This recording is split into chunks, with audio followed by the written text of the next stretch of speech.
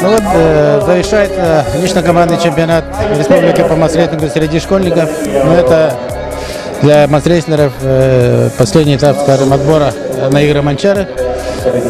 Взрослый чемпионат уже закончился, ветераны вместе с ними закончили.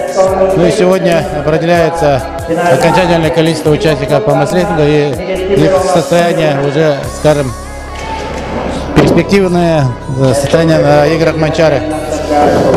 Участников у нас сегодня 162, 34 команды. Ну, в целом тоже участие очень активное, нормальное. И подготовленность наших юношей очень неплохое. Вот. Ну, я думаю, за оставшееся время команды окончательно определятся со своими составами.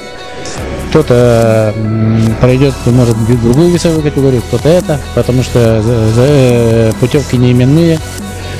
Вот. Поэтому это тоже как бы удобно. Так что, я думаю, вот первая обрабатывка квалификационных соревнований к нашим крупным стартам оправдывает себя.